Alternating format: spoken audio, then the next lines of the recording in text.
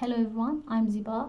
As a second article review, I choose this topic for reviewing Google Street View, Derived built environment indicators and association with state level obesity, physical activity, and chronic disease mortality in the United States. This article wrote by Lin Fan from University of Maryland and his colleagues in the year of the 2020.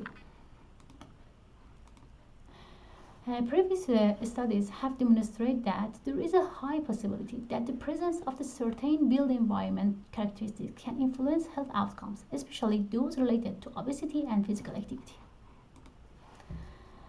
In this paper, examine the association between select neighborhood built environment indicators, which consist crosswalks, non-single family home buildings, single lane roads, visible wires, and others ones by finding these indicators, find the relationship between these four indicators by health outcomes including obesity, diabetes, cardiovascular disease, and premature mortality at the state level. Authors, the material that they use, they collect 31 million image from across the United States from Google Street View or GSV. It is important you know these kinds of the image downloaded in bulk via an application programming indicator interface API can be used to identify features of the built environment relevant to public health across large geographical regions. Others use these amount images for creating four indicator for neighborhood built environment. They use the deep learning technique as a powerful technique and commonly used for object recognitions from the image.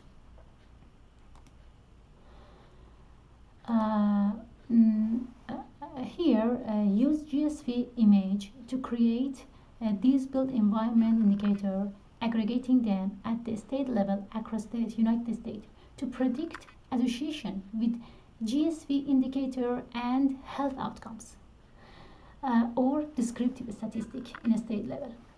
And these information find from Center for Disease Control and Prevention or CDC organization in United States, and these information are obesity and overweight status of adult and adolescents, diabetes in adults, aerobic physical activity in adults, daily physical activity in adolescents, information about the premature and diabetic mortality, or data about cardiovascular disease mortality, and park access and youth recreational access that authors need during the surveying of this paper. You can see in table 1 descriptive statistics state level from in the first part of the table. You can see four indicators that find from the Google Street View and the percentage of every of these indicators that find and or recognize from this image, and in the above you can see the percentage of the information that authors obtain from the CDC organization.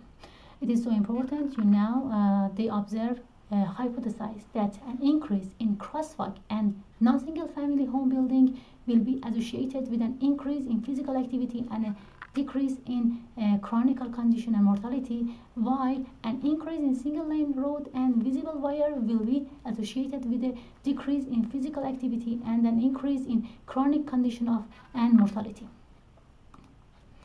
In the part of the result and conclusion, in this part, we can see association between built environment indicator and health outcomes.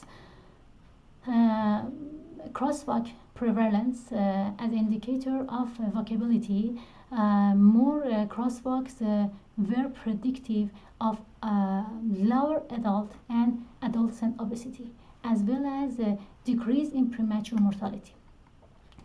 The second one, visible wire presence or indicator of the disorder.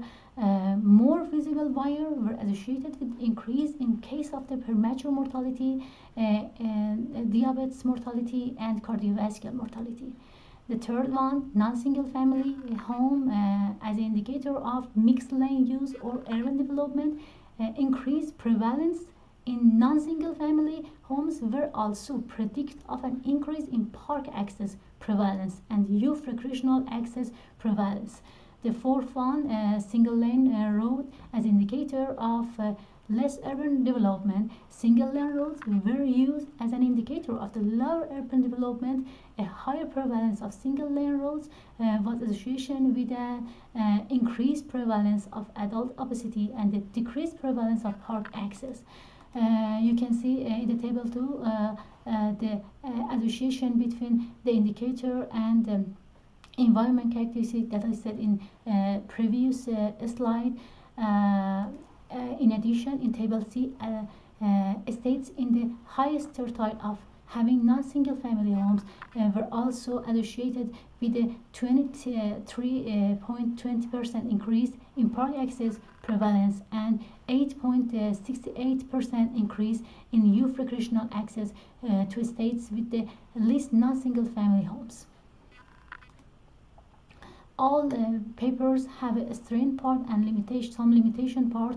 The limitation part of this article can be described statistical collected by CDC was for 2014, resulting in potential for a temporal mismatch between built environment feature and measured outcomes. The second limitation was there are disparity in the availability of the GSP image by urbanicity mapping. GSP has a fewer image in rural access and update rural imagery less frequency. The third limitation was other neighborhood indicators not captured by their computer vision model may also be important determinants of the outcome examined, such as availability of the public transportation, examined park access but not park size or other park characteristics that may impact health outcomes. This is the citation of this article that you see. Thank you for hearing me.